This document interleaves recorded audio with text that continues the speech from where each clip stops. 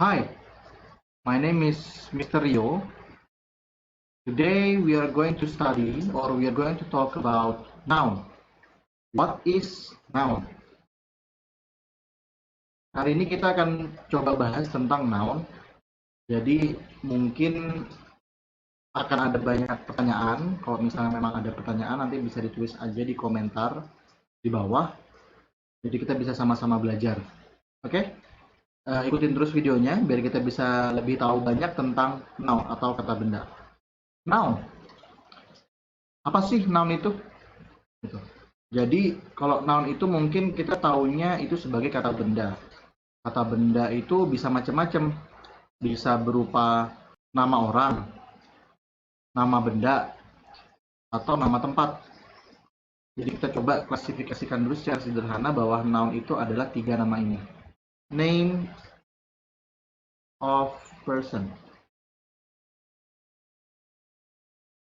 name of place, and name of thing.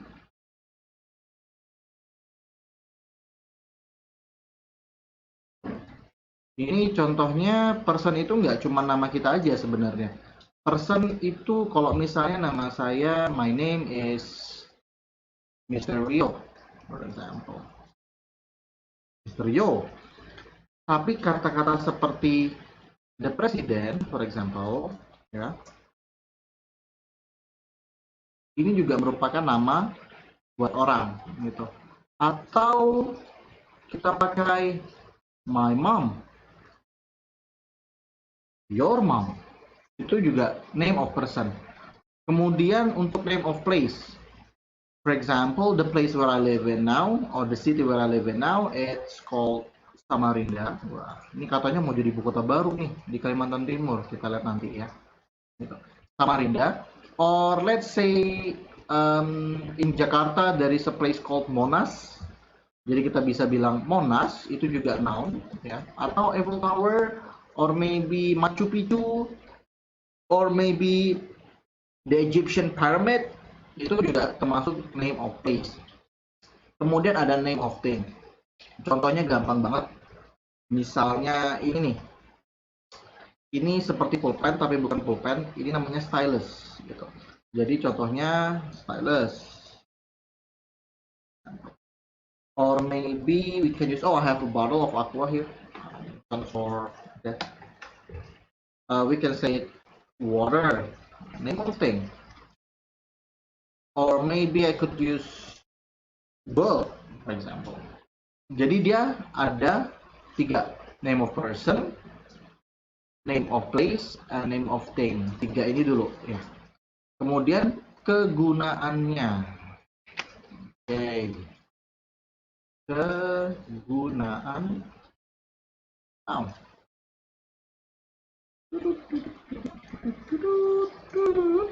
Kegunaan noun. Oke. What is the function of noun? Okay.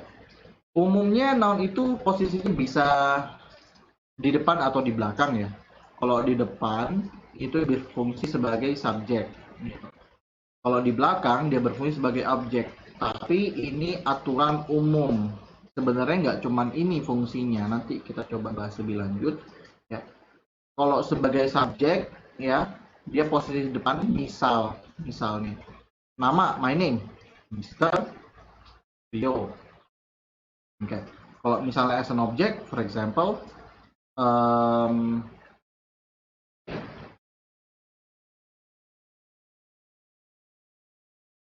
car, for example. Mr. Rio drive a car. Coret A-nya ini salah, harusnya non capital. Mr. Rio drive. Nah, ini objek. Tapi dia sebenarnya nggak cuma ini, gitu. Maksudnya nggak cuma ini gimana? Ada yang namanya subject complement. Ya. Jadi noun sebagai subject complement. Noun as subject complement. Oke, dia kayak gini caranya. For example ya, I have a friend named Ideal, for example. Ideal is a doctor. Ideal is a doctor. Dalam contoh ini, Ideal berfungsi sebagai subjek. Dia noun ya. Dia noun. Nggak pakai lingkaran deh. Dia jelek tulisannya. Ideal. Kita pakai garis meja. Nah, ini noun as a subject. Kemudian is the verb kerjanya. Kemudian adapter. Nah, ini posisinya di sebelah kanan, bukan berarti dia objek. Nah, ini disebut sebagai subject complement. Maksudnya apa? Karena dia menerangkan si ideal. Noun as a subject complement. Noun as a subject complement. Jadi si adapter ini tadi bukan objek dari si ideal karena dia tidak melakukan aksi. Jadi ideal tidak melakukan aksi terhadap si dokter ini. Si dokter ini menerangkan bahwa si ideal itu ya dokter gitu. Itu namanya subject complement. Kemudian ada yang namanya noun as object complement. Tulis ulang. Hapus ini. Oh, hapus semua. Hapus. Jelas suara sih Mister ngomel. Ngomel. Noun as object complement. Okay. Nah, kalau ini ya, misalnya noun as object complement ini menambahkan informasi tentang objeknya. Misal dia berhubungan dengan semua kata kerja yang menunjukkan tentang making. Misalnya gini deh, lebih agak susah kalau dijelasin pakai bahasa Indonesia. Gini, I declare you as president and vice president. I ini noun ya, as a subject. Declare is the verb. Ya. You ini kan objek nih. Nah, ini objek dikomplementkan dengan presiden dan VP. Nah, ini namanya noun as object complement. Jadi objeknya panjang. I declare you as president and vice president. Oke. Okay? Noun as object complement. Kemudian ada lagi fungsi noun yang lain. Tulis ulang. Seneng banget. Teacher mah harus tulis gitu. Noun as an appositive. Appositive itu apa sih, Mister? Appositive ini menerangkan subjeknya. Jadi dia seperti kata tambahan yang digunakan buat menerangkan subjek. Misal, my sister Julia ya, is a doctor. Nah, ini noun as an appositive. My sister itu tadi yang noun as subject. Julia noun as appositive is the verb. Kemudian a doctor is noun as subject complement. Tidak ada objek di sini. My sister Julia is a doctor. Gitu. Ini namanya noun as an appositive. Terus ada lagi yang namanya noun buat adjektif, oke? Jadi noun itu juga bisa berfungsi sebagai adjektif. Misal, gini, kalian kan pernah nonton film Maze Runner tuh. Jadi noun as adjective.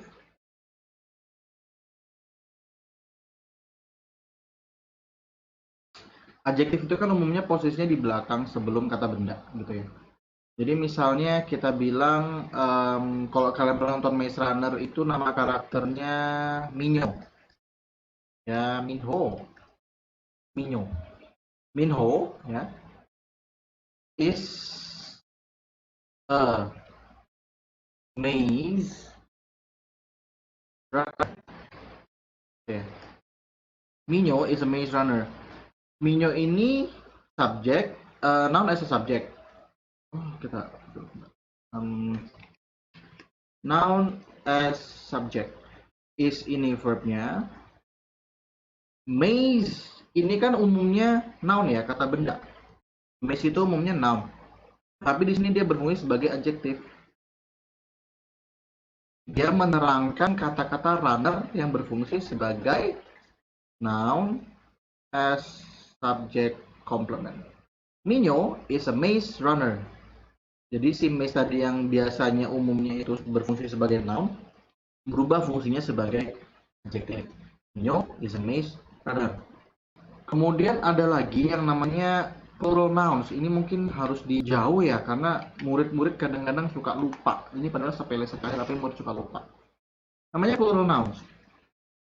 Ya, plural noun.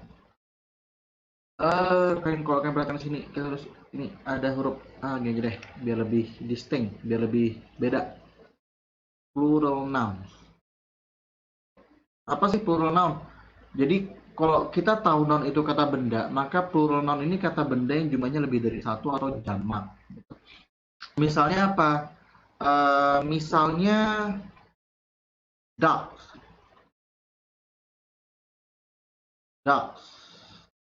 Tambahin s di belakang. Nah, kemudian karena ini ducks, plural noun ini plural verb, kata kerja untuk plural noun biasanya tidak menggunakan s. Misalnya ducks run to me, for example. Sembarang aja deh kalimatnya. Ducks run to me. Karena dia di sini plural, ya. Ini kan plural nih. Plural noun as subject, kemudian run ini verb, kemudian to me ini di objek gitu ya. Nah, si run ini tadi kata kerjanya tidak menggunakan s. Berbeda kayak tadi contoh sebelumnya yang ideal. Oh, bukan ideal deh. Contohnya sudah sendiri. Contoh sebelumnya kan Misterio drives a car. Misterio drives a car.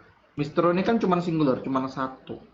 Jadi verb yang dipakai menggunakan s, kok bentuk present ya. Nah, ketika kita berbicara tentang plural noun atau bentuk jamak dari sebuah kata benda, maka kita juga perlu plural verb, bentuk plural buat verb itu. Jadi kalau tadi contoh yang pertama menggunakan Misterio drives, kalau dia dijamakkan verb kata bendanya, misal teachers, gitu ya, teachers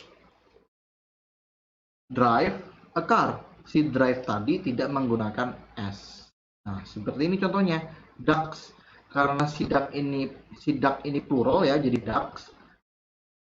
Kata kerja yang digunakan tidak menggunakan bentuk s, gitu, tidak menggunakan bentuk singularnya. Nah, ini namanya plural verb. Ducks run to me. Nah, ini sering banget murid-murid itu sering banget lupa pakai ini.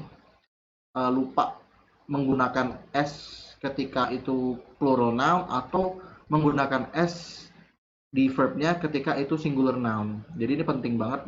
Plural noun ini tidak sepenuhnya, tidak selalu ya, plural noun ini tidak selalu menggunakan bentuk s di akhir katanya gitu. Ada beberapa pengecualian untuk beberapa kata dan itu listnya panjang banget ya. Kalian kalau mau tahu plural noun yang mendapat pengecualian itu apa, kalian bisa cari di Google tuh, tulis search engine, di search engine-nya begini. Irregular plural noun. Jadi ini tidak mengikuti bentuk umum menggunakan s di belakang katanya. Contoh aja deh kata-kata fish. Fish ini singular atau pluralnya itu sama. Mau dia satu, mau dia banyak ya tetap fish. Atau selain fish, ngapain pakai kata? Atau selain fish kita pakai kata-kata, mungkin kalian pernah dengar kata ini ya. Mungkin pernah dengar kata ini. Alumni. Nah, alumni ini sebenarnya bentuk plural. Bentuk singularnya dia ini, alumnus. Nah, ini kalian nanti cari aja di search Google. Oops. Irregular plural noun. Ada banyak banget listnya. Kemudian untuk noun yang berikutnya kita bakal ngomongin countable dan uncountable. Countable and uncountable noun. Okay. Countable and uncountable noun. Seperti namanya countable, itu dia bisa dihitung. Jadi benda-benda yang bisa kita hitung. Biarpun jumlahnya banyak, tapi kita tetap bisa hitung gitu. Contohnya apa? Misalnya manusia. Manusia tuh biar jumlahnya ada 7 miliar, kita tetap bisa hitung gitu. Contohnya biar gampang gini aja deh. Cat gitu ya. Cat itu kan dia jumlahnya banyak di dunia ya, tapi tetap kita bisa hitung gitu. A cat run, nggak pakai run deh, kita pakai chase aja. Chase a mouse.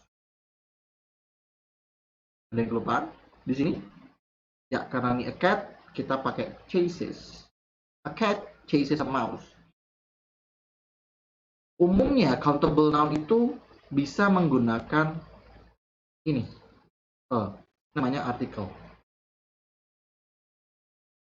Kalau dia countable, dia bisa menggunakan kata-kata selain itu apa lagi? Selain bisa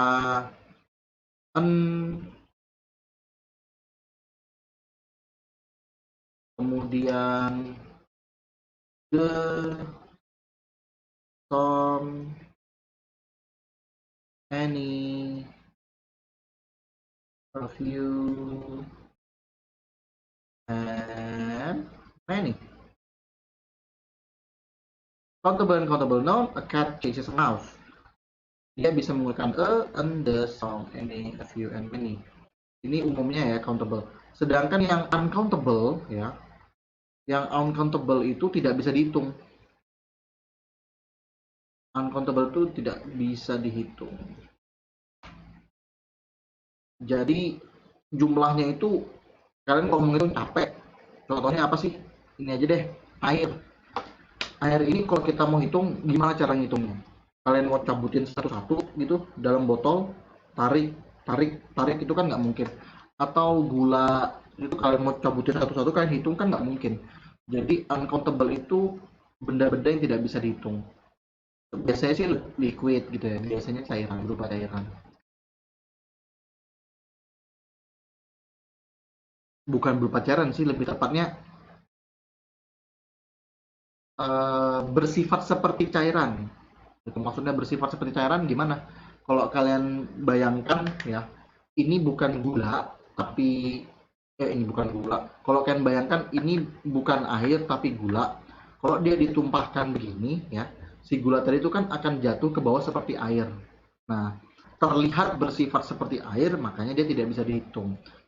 Misalnya juga udara atau gas itu juga bersifat seperti air. Kenapa kok bisa dibilang begitu ya? Mungkin ada beberapa gas yang mungkin tidak mengalir dari tekanan tinggi ke tekanan rendah, bisa jadi mengalir dari tekanan rendah ke tekanan tinggi, itu kan ada.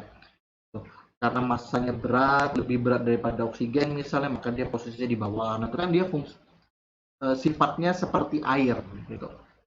Air itu kan dia sifatnya mengalir dari tempat tinggi ke tempat rendah. Gas pun juga bisa seperti itu, entah itu dari tekanan tinggi ke tekanan rendah, dari tekanan rendah ke tekanan tinggi, atau dari masanya lebih tinggi atau lebih rendah. Nah, itu sifatnya gas. Jadi dia bersifat seperti air, bukan seperti air, seperti cairan, liquid. Karena air itu kan salah satu cairan. Nah, si udara ini tadi, atau gula, atau cairan, itu kan tidak bisa kita hitung. Nah, biasanya kalau mereka tidak bisa kita hitung, dia punya ini. Dia bisa menggunakan kata-kata ini. Kasih contoh dulu ya. Sebelum ngasih contoh, kurang lengkap penjelasan tentang uncountable noun ini. Jadi, kalau tadi kan hanya yang sifatnya fisik ya. Kayak tadi gula, air, dan udara tadi kan sifatnya seperti cairan. Itu kan fisik ya, kelihatan fisiknya, tapi ada lagi yang non fisik gitu, dia sifatnya abstrak, kita nggak bisa lihat bendanya gitu. Misalnya kecerdasan, intelligence, itu idenya abstrak. Gitu. Kita nggak bisa lihat secara fisik kata-kata itu gitu. Dan ini tidak bisa dihitung. Cara menghitung intelligence ya bagaimana kita menghitungnya satu-satu kecerdasannya kan nggak mungkin. Nah, kata-kata uncountable ini dia singular sifatnya, selalu singular, selalu tunggal sifatnya. Dan dia menggunakan verb tunggal gitu. Jadi mereka juga nggak punya bentuk plural. Misalnya kata-katanya apa sih? Kalau misalnya contoh yang paling gampang itu water. Water. Ini yang physically exist gitu ya. Nah, secara fisik dia ada. Kemudian ada yang namanya mungkin ya kita coba bisa pakai kata-kata safety ya. Keamanan. Nah ini kan kita nggak bisa hitung gimana cara menghitung keamanan. Ini kan noun, tapi kita tidak bisa hitung. Jadi karena mereka ini uncountable ya, maka kata kerja yang kita pakai juga bentuk singular. Misalnya, safety is the number one aspect in oil and gas industry. Mohon maaf dengan kata-kata warna yang di bawah. Atau water flows from the mountain. Jadi ini uncountable noun, safety, uncountable noun. Flows ini singular verb ya, singular verb kecil banget, singular verb. Yang ini uncountable noun as subject. Nah, ini a number one aspect in oil and gas industry. Nah, biasanya yang uncountable ini bisa menggunakan kata-kata ini. Some water flows from the mountain, for example. For example, ya, we can put like some water flows from the mountain. Kemudian setelah itu kita akan masuk ke ini, possessive noun. Ini juga mungkin orang-orang sering lupa. Possessive noun. Possessive itu menyatakan kepemilikan. Biasanya nounnya tinggal ditambahkan apostrof kemudian s. Misal tadinya teacher ya, teacher itu kan cuman satu. Terus ada apostrof s, teacher's book.